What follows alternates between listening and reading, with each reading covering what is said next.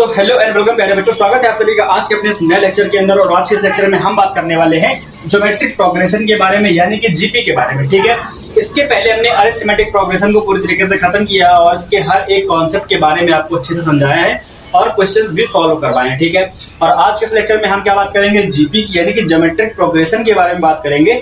ये जो है एपी से पूरा रिलेट करता है। ठीक है, यानी कि जिन जिन चीजों के बारे में आपने एपी के अंदर पढ़ा है उन सभी चीजों के बारे में आप पढ़ोगे जीपी के अंदर भी। ठीक है, बस आपको यहाँ पर मिडिल टर्म वाला जो कॉन्सेप्ट है वो नहीं पढ़ना है, वो जीपी के अंदर नहीं पढ़ना है। ठीक है, बाकी सारे जो है आपके सिलेबस के अंदर है। यानी कि जैसे आपको जनरल फॉर्म ऑफ एपी होता था वैसे ही जनरल फॉर्म ऑफ जीपी के बारे में भी बताया जाएगा। nth टर्म के बारे में बताएगा तो इसके अंदर भी nth टर्म होगा और इसके अंदर भी लास्ट टर्म के बारे में बताया गया तो इसमें भी बताया जाएगा। ठीक है, और किस तरीके से हम 3 टर्म्स को लेट करते हैं जीपी के अंदर वो। ठीक है, nth term from the last कैसे फाइंड किया जाएगा, तो ये सभी चीजों के बारे में हम बात करेंगे आज के लेक्चर के अंदर। और देखो जीपी आखिर होती क्या है। ठीक है, एपी के बारे में तो आपको पता है कि हर एक टर्म और उसके अगले टर्म, ठीक है, यानी कि अगर किसी भी टर्म को आपको फाइंड करना है तो उसके पहले वाले टर्म में कॉमन डिफरेंस को ऐड करना होता था। ठीक है, तो वो हमारे पास एपी के अंदर आता था। एपी के अंदर जो डी होता था उसको हम बोलते थे कॉमन डिफरेंस। लेकिन यहाँ पर ज्योमेट्रिक प्रोग्रेशन है, इसके अंदर मतलब क्या होता है, अगर हमारे पास A1, A2, A3, A4 ये सभी टर्म्स हैं हमारे पास जीपी के, देन क्या होगा कि हर किसी भी टर्म का, ठीक है, उसके प्रीसीडिंग टर्म के साथ का जो रेशियो होगा वो सेम होना चाहिए। ठीक है, कहने का मतलब ये है कि A3 और A2 का जो रेशियो होगा वो A4 और A3 के रेशियो के इक्वल होगा। ठीक है, यानी कि हर दो टर्म्स के बीच का जो रेशियो है, इसके बीच का रेशियो, इन दोनों के बीच का रेशियो, इन दोनों के बीच का रेशियो इस पूरी सीरीज के अंदर सेम होगा, उसको हम बोलते हैं जीपी। ठीक है, यानी कि ये एक ऐसी सीरीज होती है जिसके अंदर हमको कॉमन रेशियो देखना होगा, ना कि कॉमन डिफरेंस। ठीक है, कॉमन डिफरेंस की हम बात करते हैं अरिथमेटिक प्रोग्रेशन में और कॉमन रेशियो की बात करते हैं ज्योमेट्रिक प्रोग्रेशन के अंदर। ठीक है, कॉमन रेशियो का मतलब क्या है कि किसी भी टर्म का उसके प्रीसीडिंग टर्म के साथ में जब रेशियो फाइंड करते हो तो ये क्या होना चाहिए, ये हर एक टर्म के लिए सेम होना चाहिए। ठीक है, ये हर जगह पर अगर आपको सेम मिलता है तो उस सीरीज को हम क्या बोलेंगे, उस सीरीज को हम बोलेंगे यहाँ पर ज्योमेट्रिक प्रोग्रेशन। ठीक है, यानी कि जीपी से डिनोट करेंगे। ठीक है, ये जो यहाँ पर आर है इसको हम बोलते हैं कॉमन रेशियो। क्या बोलते हैं, कॉमन रेशियो।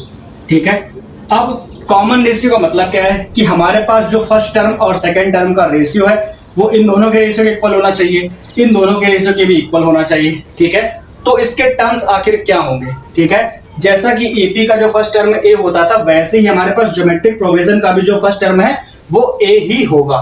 ठीक है, अब जैसे मान लो हम इसकी हेल्प से देखते हैं कि यहां से अगर आप देखोगे तो A4 का जो वैल्यू है वो A3 इंटू आर करके फाइंड किया गया। ठीक है ना, यानी कि A2 अपॉन A1 का जो वैल्यू है वो हमारे पास ये होता है। ठीक है, A2 अपॉन A1 का मतलब ये कॉमन रेशियो हो गया। ठीक है, तो अगर हमें कोई भी टर्म फाइंड करना है तो उसके पहले वाले टर्म में उसके कॉमन रेशियो से मल्टीप्लाई करके फाइंड किया जाएगा, है ना।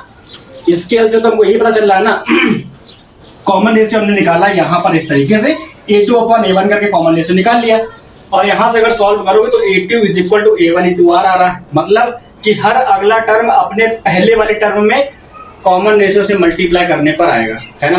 तो अगर हमारे पास फर्स्ट टर्म में A है तो जो अगला टर्म है वो A में R से मल्टीप्लाई करने पर आएगा। ठीक है, अपने प्रीसीडिंग टर्म में R से मल्टीप्लाई करने पर आएगा। ठीक है, ये हमारे पास फर्स्ट टर्म हो गया, ये हमारे पास सेकंड टर्म हो गया।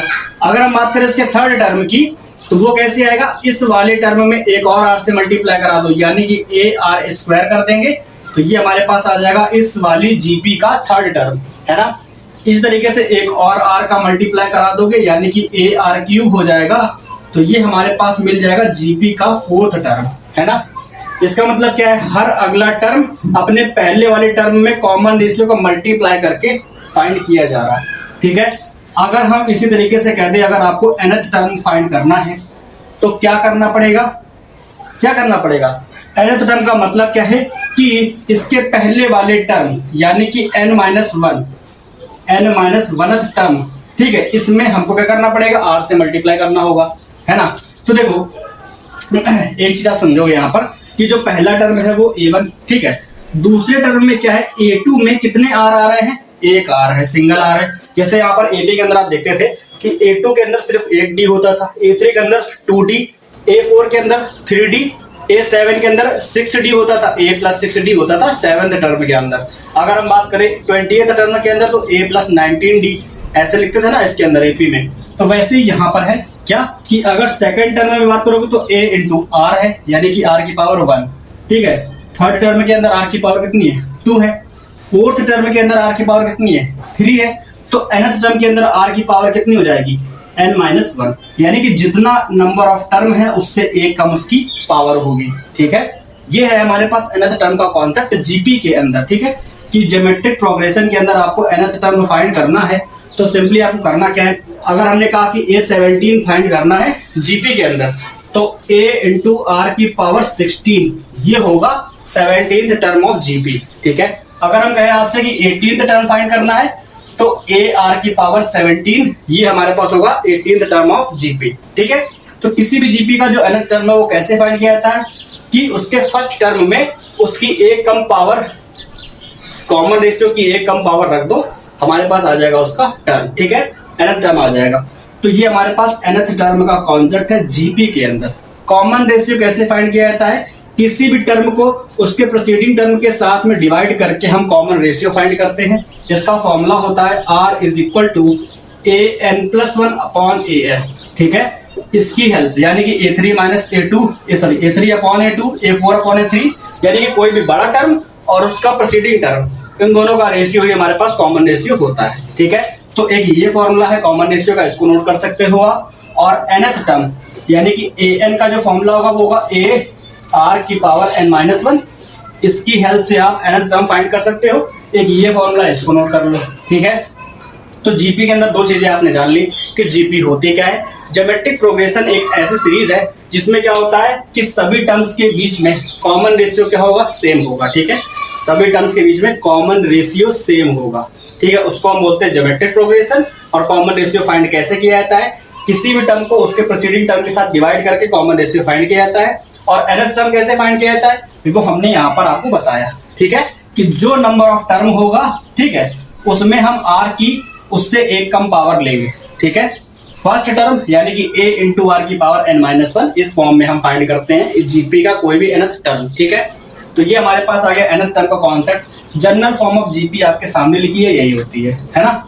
जैसे जनरल फॉर्म ऑफ एपी होता था वैसे ही जनरल फॉर्म ऑफ जीपी हो गया, ठीक है। अब देखो हमने आपको क्या क्या बताया अभी तक, हमने आपको बताया जनरल फॉर्म ऑफ जीपी, ठीक है।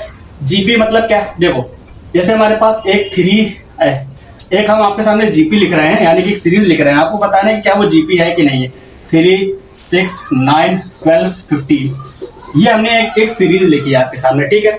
अब अगर हमको बताना है कि क्या ये जीपी है या नहीं है तो हम क्या करेंगे, सिर्फ इसके दो टर्म्स के बीच का रेशियो निकालेंगे, यानी कि R1 का वैल्यू फाइंड करेंगे A2 अपॉन A1 करके। तो 6/3 करेंगे तो कितना आएगा, 2 आएगा, है ना। अब देखो यहाँ पर ये हमारे पास R1 आ गया, ठीक है। अब हम R2 फाइंड करेंगे तो इसको इससे डिवाइड करेंगे, ठीक है। तो हमारे पास क्या आ जाएगा, 9/6 यानी कि A3 अपॉन A2, 9/6 करेंगे तो 3 3 9, 3 2 6, तो ये आ रहा 3/2। क्या R1 is equal to R2 है, नहीं है, तो ये हमारे पास जीपी नहीं है, ठीक है, ये हमारे पास जीपी नहीं है। अब देखो ये तो हमको पता चलेगा कि किस तरीके से पता करेंगे कि जीपी है या नहीं। अब अगर कोई जीपी है तो वो पता कैसे चलेगा, देखो जैसे यहाँ पर हमारे पास लिखा है, ये हमारे पास कोई एक सीरीज लिखी है, अगर हमको इसके अंदर पता करना है कि ये जीपी है या नहीं है तो सेम जो प्रोसेस यहाँ किया वो यहाँ करेंगे। R1 फाइंड करेंगे A2 अपॉन A1 करके, A2 अपॉन A1, A2 का वैल्यू है 9/3, 3 3 9, तो ये आ गया 3, R1 का वैल्यू 3 है। अब किन्हीं दो अगले टर्म्स के साथ में फाइंड कर लो, A4 अपॉन A3 करके देख लो, ठीक है। तो दूसरा रेशियो आ जाएगा A4 अपॉन A3 करते हैं, A4 का वैल्यू 81/27, ये भी 3 टाइम्स में कट होगा, ठीक है, तो ये आ गया 3।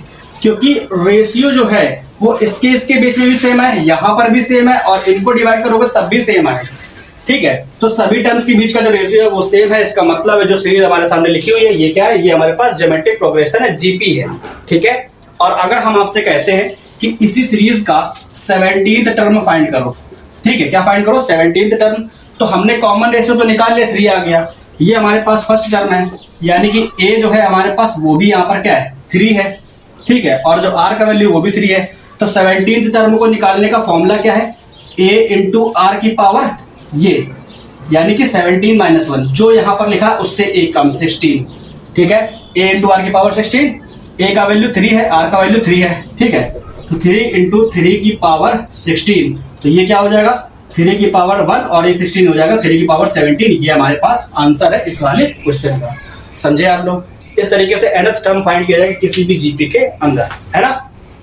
अब देखो क्या होता है, जीपी तो आप जान गए क्या होता है, nth टर्म कैसे फाइंड किया जाएगा ये भी जान गए। अब अगर हम बात करें किसी भी जीपी के लास्ट टर्म की, ठीक है, लास्ट टर्म की अगर बात करी जाए तो वो कैसे फाइंड किया जाएगा, क्योंकि एपी के अंदर भी आप लोगों ने लास्ट टर्म को फाइंड करना सीखा हुआ है, ठीक है। तो जीपी का जनरल फॉर्म क्या होता है, जनरल फॉर्म ऑफ जीपी होता है A R square A R cube, ऐसे हमारे पास होता है जीपी का जनरल फॉर्म, ठीक है। ये जनरल फॉर्म ऑफ जीपी है, इसका हर एक टर्म हर प्रीसीडिंग टर्म में आर से मल्टीप्लाई करने पर मिलेगा हमको, ठीक है। इसका जो लास्ट टर्म है वो कैसे मिलेगा, अभी हमने बताया आपको इसका nth टर्म का फॉर्मूला, वो क्या होता है ए आर की पावर n-1, इससे निकलता है। तो लास्ट टर्म को भी हम इसी से ही फाइंड करेंगे, ए आर की पावर n-1 से। बस ये जो n है इसके लिए हमको नंबर ऑफ टर्म्स पता होने चाहिए, ठीक है। Number of terms in GP अगर हमको पता है तो हम इसका लास्ट टर्म फाइंड कर सकते हैं, ठीक है। किसी भी जीपी का अगर लास्ट टर्म को फाइंड करना है तो हमें number of terms in GP पता होना चाहिए, ठीक है। और लास्ट टर्म हमेशा एक फाइनाइट जीपी के लिए ही पूछा जाता है, ठीक है। अब फाइनाइट और इनफाइनाइट क्या होता है, कोई भी आपने देखा होगा, कभी कभी क्या होता है कि कोई ऐसी सीरीज होती है जिसके अंदर आपको ये इस तरीके से नंबर लिखे होते हैं और ऐसे मतलब ये लाइन जो है आगे बढ़ती जा रही है, तो यहाँ पर कहीं स्टॉपेज नहीं होता है, यानी कि कोई एक ऐसा नंबर यहाँ पर नहीं लिखा होता है जहां पर ये सीरीज खत्म हो रही हो, ठीक है। तो जब ऐसा नंबर नहीं होता है तो इस टाइप की सीरीज को बोला जाता है इनफाइनाइट सीरीज, क्योंकि इसके अंदर इनफाइनाइट नंबर ऑफ टर्म्स है, ठीक है। अब अगर यहाँ पर कोई एक नंबर लिख करके सीरीज को यहाँ पर स्टॉप कर दिया जाए तो कहा जाएगा कि ये एक फाइनाइट सीरीज है, ठीक है, यानी कि एक फाइनाइट जीपी है या फिर एपी जो भी है, ठीक है। फाइनाइट का मतलब है कि उसके अंदर नंबर ऑफ टर्म्स होंगे, कुछ ना कुछ होंगे, फिक्स नंबर ऑफ टर्म्स होंगे, ठीक है। तो इस टाइप की सीरीज को हम लोग बोलते हैं फाइनाइट सीरीज और उसको इनफाइनाइट सीरीज बोला जाता है, ठीक है। तो लास्ट टर्म फाइंड करने के लिए हमारे पास यही फॉर्मूला है, ठीक है। अब क्या करना है, अब हमें फाइंड करना है nth term from the last, ठीक है। हमने एपी में भी पढ़ा था ना nth term from the last, यानी कि एंड से nth टर्म कैसे फाइंड किया जाता है, ठीक है। अब देखो यहाँ पर कि हमारे पास जीपी है A R square A R cube, इस तरीके से जीपी है हमारे पास, और ये है इसका लास्ट टर्म, ठीक है। अब लास्ट से पहला टर्म है ये, ठीक। अगर हमको लास्ट से दूसरा टर्म फाइंड करना है तो इस एल में क्या करना पड़ेगा, देखो हमारे पास स्टार्टिंग में जो फर्स्ट टर्म था ए, तो सेकंड टर्म को फाइंड करने के लिए ए में आर से मल्टीप्लाई करा तब हमको सेकंड टर्म मिला कि नहीं मिला, है ना। तो इस तरीके से लास्ट टर्म जो एल है, अगर हमको लास्ट से सेकंड टर्म फाइंड करना ना तो लास्ट टर्म में आर से डिवाइड करना होगा, ठीक है।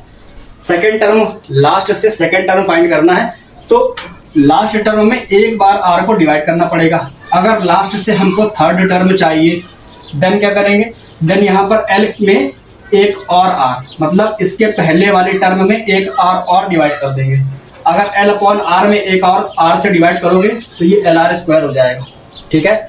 इसके एक और टर्म यानी कि इससे एक और पीछे आ जाओ, अगर हमको लास्ट से फोर्थ टर्म फाइंड करना है तो इसके पहले वाले टर्म यानी कि इसमें आर से डिवाइड करना होगा, यानी कि एल अपॉन आर क्यूब, ये हो जाएगा, है ना। तो अगर हम कहें कि आपको एंड से nth टर्म फाइंड करना है, ठीक है, आपको nth टर्म फाइंड करना है फ्रॉम दी एंड, ठीक है, an फाइंड करना है फ्रॉम एंड। देन आप क्या करोगे, लास्ट टर्म में क्या करोगे, r की पावर n-1 से डिवाइड कर दोगे, ठीक है। हमको nth टर्म फाइंड करना है तो r की पावर n-1 से डिवाइड करेंगे, किसमें, लास्ट टर्म में, ठीक है। जब हमको स्टार्टिंग से फाइंड करना होगा तो मल्टीप्लाई करेंगे और लास्ट से फाइंड करना होगा तो डिवाइड करेंगे। इतना आपको ध्यान रखना है, पावर का खेल वही रहेगा। स्टार्टिंग से अगर nth टर्म फाइंड करोगे तो r की पावर n-1 से मल्टीप्लाई, और अगर लास्ट से nth टर्म फाइंड करोगे तो r की पावर n-1 से डिवाइड, लेकिन डिवाइड करेंगे लास्ट टर्म में, ठीक है, ये करना है। और आपको पता है कि नंबर ऑफ टर्म जो होगा उससे पावर हमेशा एक कम होगी, ठीक है। इतना आपको ध्यान रखना है, बस ये कॉन्सेप्ट हमारे पास, ठीक। क्या है कि nth टर्म फ्रॉम एंड, अगर जीपी के अंदर आपसे पूछा जाता है तो आपको फाइंड करना है किस तरीके से, L अपॉन R की पावर n-1 की हेल्प से, ठीक है। अगर L आपको यहाँ पर L तो पता ही होगा, और अगर L नहीं पता है, आपको सीरीज दे दी गई है, नंबर ऑफ टर्म पता है, तो आप L निकाल लोगे, फिर इसको फाइंड कर सकते हो, ठीक है। क्योंकि एपी के अंदर आपको हर तरीके के क्वेश्चन हमने सॉल्व करवाए हुए हैं, तो उसकी हेल्प से आप यहाँ पर भी सारे क्वेश्चन सॉल्व कर पाओगे, ठीक है। अब लास्ट से nth टर्म फाइंड करना है, तो उसके लिए हमें क्या करना होगा, सिंपल ही है। जैसे कि कोई क्वेश्चन पूछा गया, एपी में जैसे क्वेश्चन आते थे उसके अंदर क्या था, सीरीज दी होती थी और लास्ट टर्म गिवन होता था। अगर लास्ट टर्म आपको पता है तो कोई भी टर्म आप फाइंड कर सकते हो, ठीक है। कॉमन रेशियो आप यहां से निकाल लोगे स्टार्टिंग से ही, ठीक है। कॉमन रेशियो पूरी सीरीज के लिए सेम होता है, ठीक है। अगर आप इन दोनों टर्म को डिवाइड करोगे, कॉमन रेशियो आ गया, एल का वैल्यू आ गया, एल और आर ही चाहिए आपको किसी भी टर्म को फाइंड करने के लिए, ठीक है। जैसे एपी के अंदर ए और डी के वैल्यू चाहिए थे, वैसे इसके अंदर एल और आर के वैल्यू चाहिए आपको किसी भी टर्म को फाइंड करने के लिए, ठीक है। तो ये हो गया हमारे पास nth term from the end, ठीक है, जीपी के अंदर, ठीक। तो जीपी के अंदर अभी हमने तीन चीजें पढ़ी, कौन कौन सी, सबसे पहले तो जनरल फॉर्म है, जीपी पढ़ लिया, ठीक है। पहला फॉर्मूला हमने पढ़ा कि nth term in a GP कैसे फाइंड किया था उसके बारे में जाना, फिर लास्ट टर्म कैसे फाइंड किया था उसके बारे में जाना, लास्ट से nth टर्म कैसे फाइंड किया था इसके बारे में जाना, एल क्या होता है, आर क्या होता है ये जाना, ठीक है। इतना हमने जान लिया जीपी के बारे में। अब देखो जीपी के अंदर क्वेश्चन सारे वही रहेंगे, जैसे अभी तक हम लोग ईपी के करते हैं वैसे ही जीपी के भी इसके एक दो क्वेश्चन लास्ट में आपको बता देंगे, करवा भी देंगे, लेकिन पहले कॉन्सेप्ट समझ लो क्या है हमारे पास, ठीक है। देखो इसके अंदर मिडिल टर्म वाला कॉन्सेप्ट था जीपी एपी के अंदर, ठीक है, लेकिन जीपी के अंदर मिडिल टर्म वाला कॉन्सेप्ट नहीं है, आपके सिलेबस में नहीं है, ठीक है, तो ये हमको नहीं पढ़ना है। उसके बाद हम आते हैं सम ऑफ एन टर्म्स, तो सम ऑफ एन टर्म्स एक अलग कॉन्सेप्ट है, उसको भी पढ़ाएंगे, लेकिन पहले हम जीपी के बेसिक को ही कवर करते हैं ना, उसके बाद हम बात करेंगे sum of N terms of a GP, ठीक है। अब देखो यहाँ पर क्या है जो बचा है जीपी के अंदर। अब देखो जीपी में हमारे पास एक कॉन्सेप्ट है कि अगर तीन नंबर्स जीपी में है देन क्या कंडीशन होगी उनके लिए, ठीक है। क्योंकि एपी में भी हमने आपको इसके बारे में बताया था कि अगर A B C are in AP होगा देन हमने बताया था कंडीशन ये होती है कि 2b is equal to a plus C होता है, ठीक है। ये हमने आपको बताया था एपी के अंदर। अगर हम इस तरीके से कहें कि if A B and C are in GP ये हो देन क्या कंडीशन होगी, देन कंडीशन ये होती है कि हमें प्रूव करना होता है b is equal to a plus C, B square is equal to a into C, ठीक है। B square is equal to A C अगर हम ये ले आते हैं देन हम बोल सकते हैं कि A B C are in GP होगा, ठीक है। इसी का एक फॉर्म और लिख सकते हैं, b upon C is equal to a upon b के फॉर्म में, ठीक है। इसी का एक सेकंड फॉर्म है ये। इसका एक सेकंड फॉर्म क्या था, b minus C is equal to a minus B, ये इस वाले का एक सेकंड फॉर्म था, ठीक है। तो ये हम दोनों चीजें रिलेट करके बता रहे ताकि आप लोग को याद आ जाए कि हाँ हमने एपी में क्या पढ़ाया हुआ था, ठीक है। तो अगर ए बी सी तीन कोई भी नंबर्स है जो कि जीपी में है तो कंडीशन ये होती है B square is equal to A C, ठीक है। ये हमको लाना होता है। इस टाइप के क्वेश्चंस भी हैं आपकी बुक में, एक करवा देंगे उसके ऊपर अभी, है ना। तो ये हमारे पास हो गया। लेकिन अगर जैसे आपको एक एपी के अंदर कुछ क्वेश्चंस आते थे ऐसे कि sum of three terms and product of three terms given होता था और वो तीनों टर्म्स फाइंड करने होते थे, यानी कि तीनों नंबर्स फाइंड करने होते थे। देन हम क्या करते थे कि तीन नंबर्स लेट करते थे एपी में, है ना। तो हम वो नंबर्स कैसे लेट करते थे, अगर हमको three numbers in AP let करना होता था तो वो हम नंबर कुछ इस तरीके से लेट करते थे, ए माइनस डी, ए और ए प्लस डी, ठीक है। और अगर इस तरीके से 4 नंबर लेट करने होते थे, ठीक है, 4 numbers are in AP, then हम कैसे लेट करते थे, A minus 3d, A minus D और ए प्लस डी और ए प्लस 3d इस फॉर्म में लेट करते थे, ठीक है।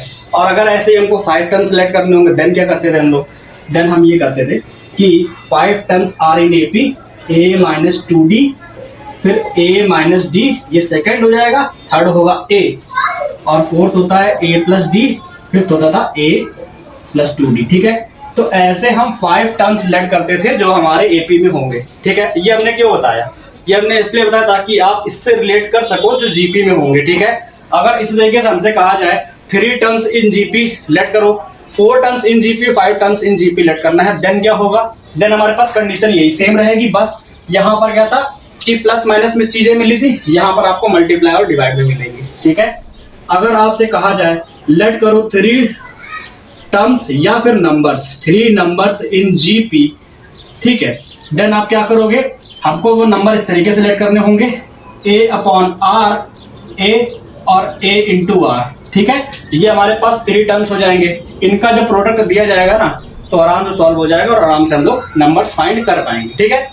अगर 4 टर्म्स की बात करी जाएगी देन ये हमने इसलिए बताया क्योंकि यहाँ पर a माइनस डी था, a प्लस डी था, तो यहाँ पर a upon R, a into a और a इंटू आर, ये हो गया, ठीक है।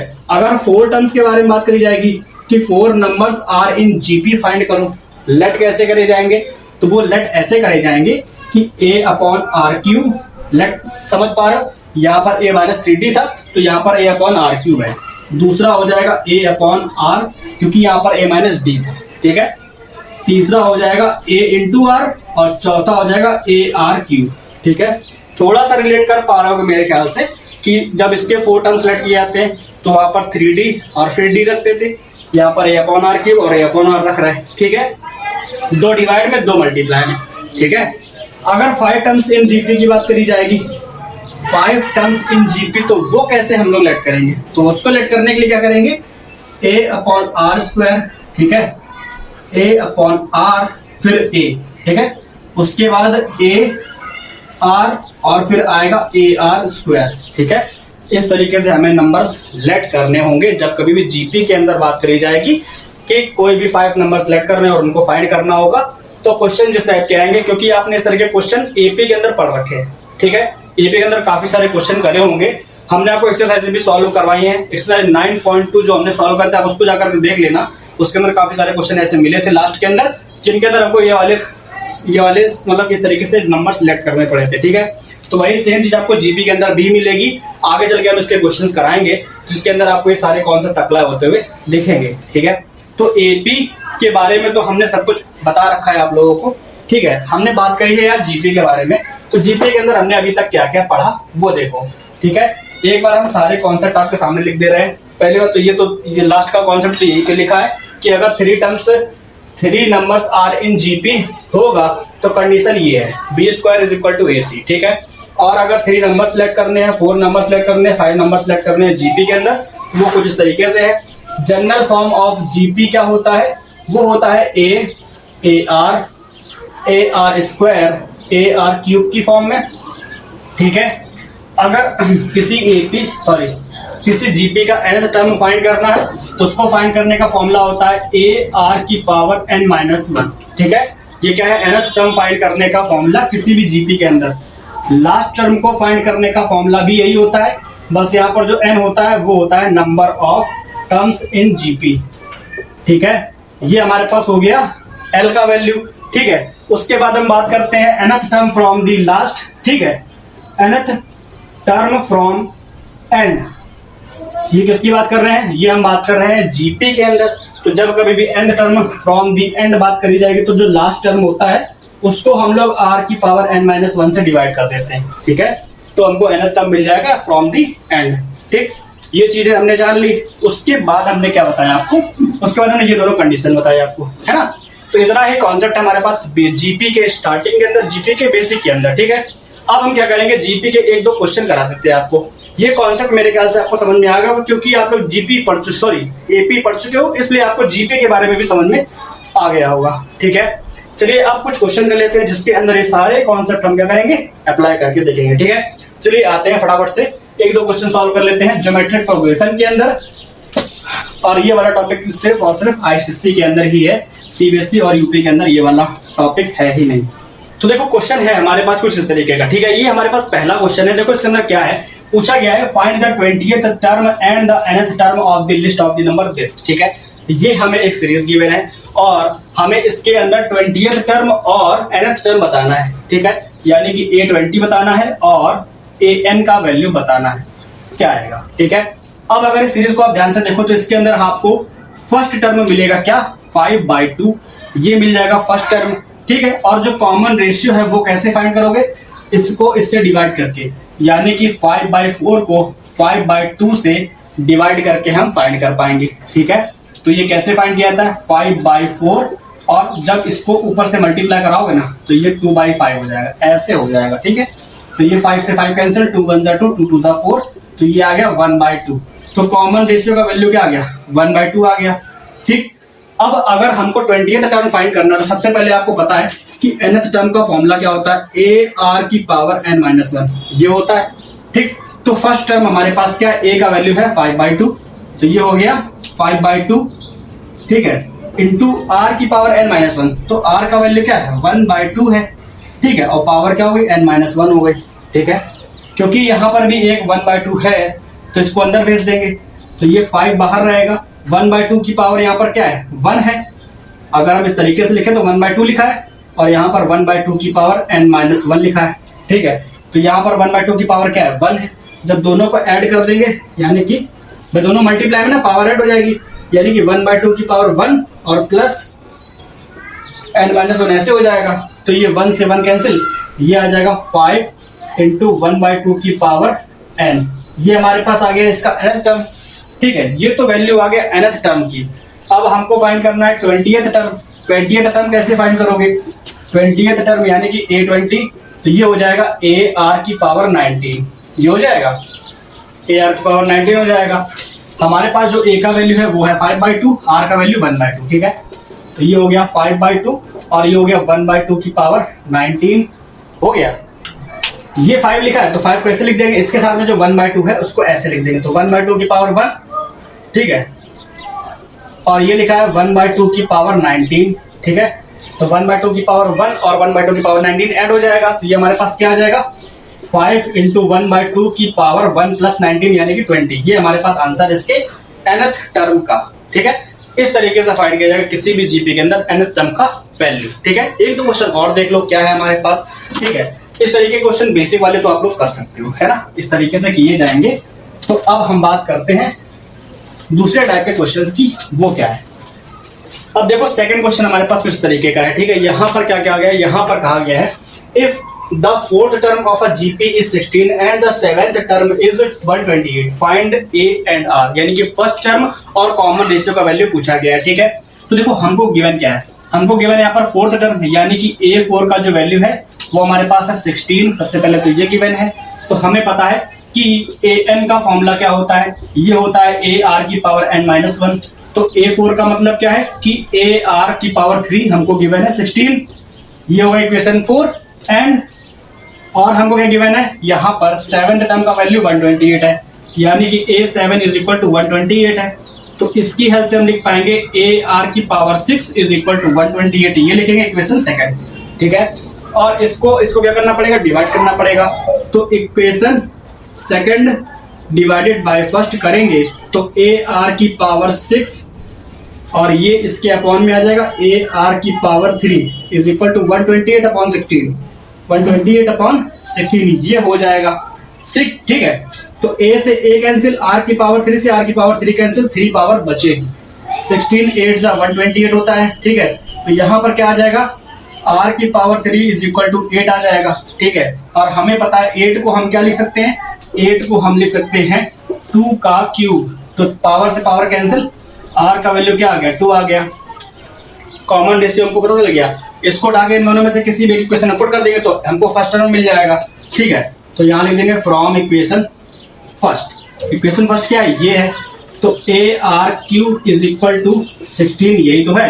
R का वैल्यू क्या है 2, यहाँ पे रख दो, तो ये हो जाएगा A इंटू 2 का क्यूब इज इक्वल टू 16, 2 का क्यूब क्या होता है 8 होता है, तो ये हो गया 8 इज इक्वल टू 16, 8 2 जा 16, तो A का वैल्यू क्या आ गया 2 आ गया, है ना।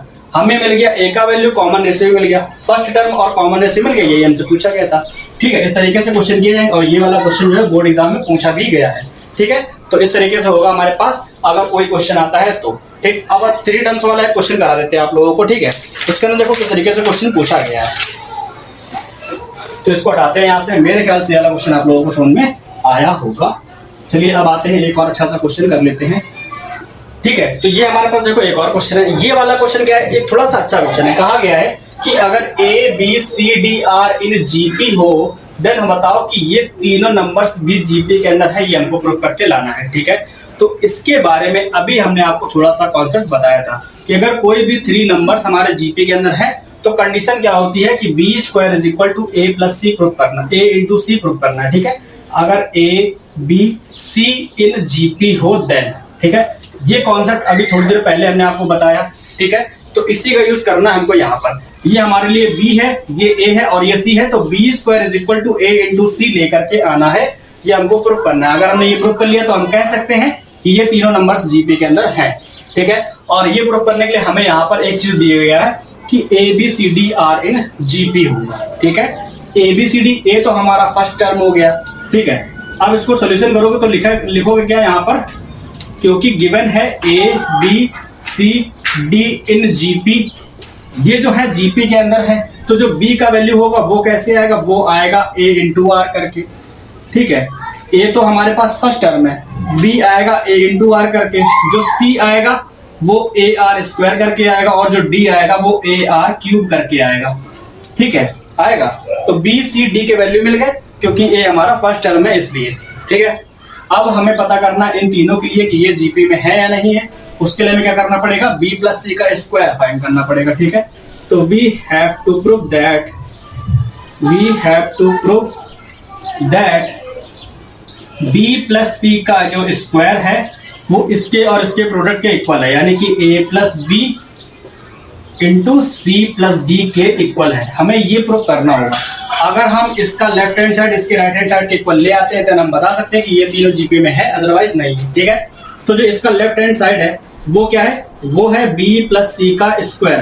तो b का वैल्यू यहां से रखो, ये है ए आर प्लस सी का वैल्यू यहां से रखो ए आर स्क्वायर, इसका भी हो गया स्क्वायर। ठीक है, तो दोनों के अंदर देखो a भी दिख रहा है, दोनों के अंदर r भी दिख रहा है, तो a और r कॉमन करके जब बाहर निकाल लोगे तो यहाँ पर बचेगा 1, यहाँ पर a गया r गया तो सिर्फ एक r बचेगा। ठीक है, और बाहर लगाए स्क्वायर, जब ये ब्रैकेट से बाहर आ जाएगा तो ये हो जाएगा a स्क्वायर r स्क्वायर, अंदर बचेगा सिर्फ का सिर्फ 1 प्लस r का स्क्वायर बचेगा। ठीक है, तो ये हमारे पास हो गया इसका आंसर, है ना। अब हम इसको सॉल्व करेंगे इसके राइट हैंड साइड को। तो राइट हैंड साइड में क्या गिवन है, a प्लस बी और c प्लस डी गिवन है ना। तो a प्लस बी का वैल्यू क्या है, यहाँ पर देखो a का वैल्यू क्या है, a का वैल्यू तो a ही है, b का वैल्यू a r है। ठीक है, तो यहाँ पे रखो a प्लस ए आर, ठीक है, इंटू c का वैल्यू क्या है, ए आर स्क्वायर है, c का वैल्यू है A R square plus d का जो वैल्यू है ए आर क्यूब है, क्या है, ए आर क्यूब है। ठीक है, तो देखो इसमें से दोनों में क्या कॉमन है, केवल एक a कॉमन है, इन दोनों में से क्या कॉमन है, a, तो यहाँ पर बचेगा 1 प्लस r। इन दोनों में से क्या कॉमन है, पहले तो दोनों में a है और दोनों में r स्क्वायर भी कॉमन है, तो a r स्क्वायर कॉमन करोगे तो यहाँ पे बचेगा 1 और यहाँ पर सिर्फ एक r बचेगा। ठीक है, तो 1 प्लस r ये हो जाएगा 1 प्लस r का होल स्क्वायर। ये देखो a लिखा है ना, ए आर स्क्वायर, और यहाँ पर एक a भी है तो a का मल्टीप्लाई हो जाएगा, तो ये हो जाएगा a स्क्वायर r स्क्वायर। तो a स्क्वायर r स्क्वायर और 1 प्लस r का होल स्क्वायर, ये हमारा आया राइट हैंड साइड में, और लेफ्ट हैंड साइड में भी यही आया। ठीक है, क्योंकि ये दोनों इक्वल है इसलिए हम कह सकते हैं क्या, hence we can say that hence a plus B, ये b प्लस सी और c plus D r in AP, ये हमारा r इन GP, ये हमारा प्रूव हो गया। ठीक है, क्यों, क्योंकि हमने b square is equal to AC proof कर दिया है, इस वजह से हम बोल सकते हैं कि ये तीनों नंबर्स इन GP है। ठीक है, तो इस तरीके से किए जाएंगे ये वाले क्वेश्चंस। तो आज के लेक्चर के लिए हम इतना ही रखते हैं। ठीक है, अपने इस वाले कॉन्सेप्ट को हम यहीं पर स्टॉप करते हैं। देखो जीपी के अंदर हमने जितना भी बताया है, ठीक है, ये सब बेसिक है ना। तो जीपी के सारे कॉन्सेप्ट थे वो यहाँ से क्लियर हो गए। इसके बाद हम एक लेक्चर बनाएंगे क्वेश्चंस के ऊपर। ठीक है, उसके अंदर क्या करेंगे, जीपी से रिलेटेड जो भी क्वेश्चंस है उनको हम उसके अंदर सॉल्व कराएंगे। आपको जो एक्सरसाइज एमएल अग्रवाल की बुक में 9.4 है उसको हम कंप्लीटली यहाँ पर सॉल्व करेंगे और उसके ऊपर लेक्चर जस्ट इसके बाद ही आएगा, आपको मिलेगा। ठीक है, तो उसको देखना बिल्कुल भी ना भूलना। और अगर इस वाले लेक्चर के अंदर आपको जीपी का कॉन्सेप्ट समझ में आया है तो वीडियो को लाइक करो, अपने दोस्तों सामने शेयर भी करो, सब्सक्राइब भी करना चैनल को। ठीक है, ताकि हम ऐसे ही और भी लेक्चर्स बनाते रहें आपके लिए। और सुनो, अगर इसके सारे क्वेश्चंस आपको देखने हैं तो हमारे इसके आने वाले लेक्चर्स को देख लेना। इसके पहले हमने मैट्रिसेस के बारे में पढ़ाया, क्वाड्रेटिक इक्वेशन के बारे में पढ़ाया, उसके हर एक एक्सरसाइज को सॉल्व किया है, उसके एक क्वेश्चन को सॉल्व करके आपको बताया है, ठीक है। अरिथमेटिक प्रोग्रेशन की भी एक्सरसाइज हमने सॉल्व करवाई, तो उसको भी ध्यान से देख लेना जा करके, ठीक है। और इसके बाद जो आने वाला लेक्चर है उसको जरूर देखना, उसके अंदर इसके क्वेश्चंस कराएंगे आपको, ठीक है। तो आज के लेक्चर के लिए इतना ही रखते हैं, मिलते हैं नेक्स्ट लेक्चर में नए टॉपिक के साथ। गुड बाय, टेक केयर, जय हिंद, मौज करो और पढ़ते रहो, तैयारी करते रहो।